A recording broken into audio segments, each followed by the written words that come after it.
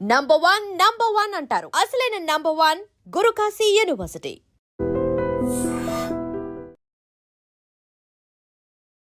Welcome to ఐడియన్ news. This is Pavan. అమెరికాలోని చికాగోలో అయితే ఘోర రోడ్డు ప్రమాదం జరిగింది. సో అమెరికాలో జరిగితే ఇక్కడ ఎందుకు చెప్తున్నానంటే, అక్కడ చనిపోయిన మహిళ మనకు తెలంగాణకి చెందిన మహిళగా గుర్తించారు. సో ఆమె పై చదువుల కోసం అమెరికా వెళ్ళింది. సో అక్కడ రాత్రిపూట యాక్సిడెంట్ అవ్వడంతో ఈ విషయం అయితే వెలుగులోకి వచ్చింది. సో ఆమె దుండిగల్లోని గండిమైసమ్మ ప్రాంతంలోని బాలాజీ నగర్కి చెందిన మహిళగా గుర్తించారు. సో ఆమె అక్కడే నివసిస్తున్న శ్రీనివాసరావు గారి కూతురు. సో శ్రీజ 23 సంవత్సరాల ఆమె పై చదువుల కోసం అమెరికాలోని చికాగోకి అయితే వెళ్ళడం జరిగింది. సో గత కొద్ది కాలం క్రితమే ఆమె వెళ్ళింది. సో మంచిగా చదువులు కంప్లీట్ చేసుకుంటుంది, చదువుకునే ఉంటుంది.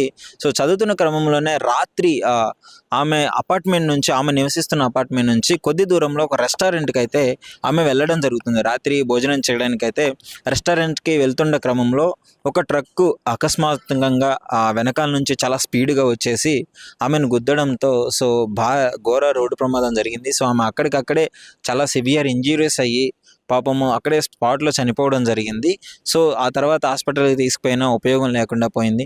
సో వెంటనే ఇక్కడున్న వీళ్ళ పేరెంట్స్ అయితే అక్కడ అమెరికాలో ఉన్న తెలుగు సంఘాల వారికి అయితే ఇన్ఫామ్ చేసి ఆ బాడీని తొందరగా తెప్పించే సహాయం అయితే కోరుతున్నారు.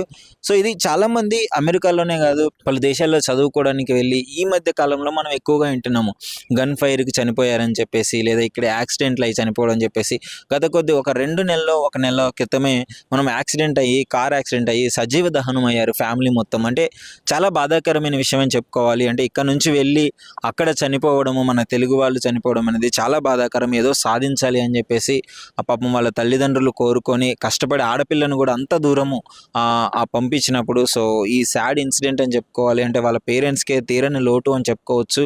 సో చాలా బాధాకరంగా అనిపిస్తుంది. ఇప్పుడు ఆమె బాడీని అయితే మృతదేహాన్ని అక్కడ నుంచి ఇక్కడికి తెప్పించే ప్రయత్నం అయితే తొందరగా తెప్పించే ప్రయత్నం అయితే చేస్తున్నారు. దీనికి సంబంధించి అక్కడ తెలుగు సంఘాల వాళ్ళ సపోర్ట్, ఇక్కడ నుంచి మన గవర్నమెంట్ సపోర్ట్ కూడా కావాలని చెప్పేసి వాళ్ళ పేరెంట్స్ అయితే కోరుతున్నారు. సో శ్రీజ 23 సంవత్సరాలు, చిన్న వయసు, ఎంతో సాధించాలి అనే తపనతో అదర్ కంట్రీస్కి వెళ్ళి చదివి గొప్పగా ఏదో చెయ్యాలి అని అనుకుంది. బట్ చాలా సాడ్ ఇన్సిడెంట్ ఇది, దుర్మరణం చెందడం జరిగింది.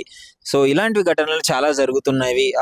అంటే అమెరికాలో కూడా చాలాసార్లు మనం విన్నాము గన్ ఫైర్ అయ్యి చదవడం కూడా, మొన్ననే రీసెంట్గా విన్నాము. అంటే చాలా బాధాకరం. ఇంకా ఏం చెప్పగలను చెప్పండి. అంటే వాళ్ళ పేరెంట్స్ కూడా చాలా బాధపడుతున్నారు, దుండిగల్ ప్రాంతాలకు చెందిన వాళ్ళు వీళ్ళు. సో ఈ ఇన్సిడెంట్ పైన అసలు మీరేమనుకుంటున్నారు?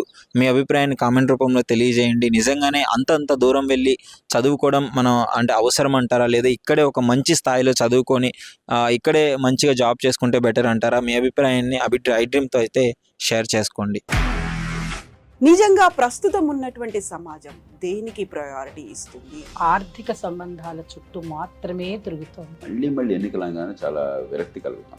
మంచి అనిపిస్తుంది కదా, లేడీస్ కూడా ఛాలెంజింగ్ జాబ్స్ చేసినప్పుడు చాలా బాగుంటది. ట్రాఫిక్ అసిస్టెంట్స్ గా నియమించిన ట్రాన్స్జెండర్స్ అందరితో సాల్యూట్ చేయించుకుంటున్నారు. ఫుడ్ డెలివరీ ఇవ్వటానికి వెళ్ళినటువంటి డెలివరీ బాయ్ అనిల్ పై కళ్ళ ముందు